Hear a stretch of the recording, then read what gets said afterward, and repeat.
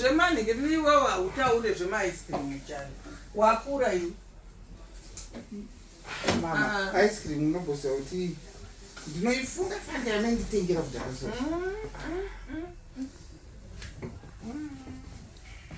saka mazoti mota ndotora nguva imama uchiendepi nemota yangu kupi mama musina kuti muchanditumei handidi kani zvekutaurirwa sina basa mama nai mama ndirani uyo ari kungoshenaira munambondipoka naintroduction ari kungomverereka mpiu ari kungosheka ari kusheka chi iye ukabva papinda mundiani uri kumuona pai nai mama saka munhu atiri kuona tese apa hamuna zvamuri kuona munhu ari kutenderera mumba muno naye pane munhu uri kuona chari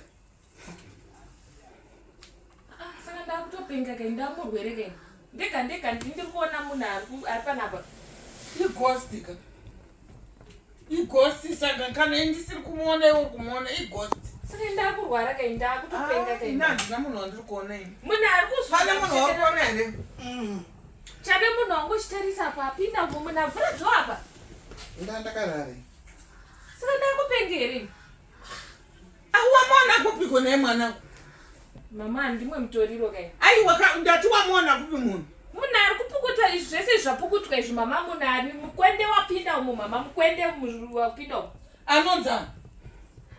ndo zvandiri kubvunzawo kuti hamunombondipo introduction munhu ari kunongedza uyu mukadzi wese uyu mukadzi wese upiko nemwe mukadzi wakwasi ari kutenderera musoro ini ndiri kutoda ice cream mama chareka shuwa nei muroro ngatitezve iwe uri kurwara here iwe ighosti kakana zvakadaro mane chipoko kamuno saka zvakutotyisa mama unogoti zvaakutyisa inini munhu wandisiri kuona iwe ndiwari kuona munhu andisanda zvakutotyisa ka ndakutorwara kai aiwa nori kuri kurwara zveshuwa hatotoendaka kana handiti ndozvo ndakaramba ndichitoti chale mukadzi wako anenge anitenderera musoro saka totoendaka kwamadzibaba mhozi pamwe ndaakurwara kakana kupi kwarame hamene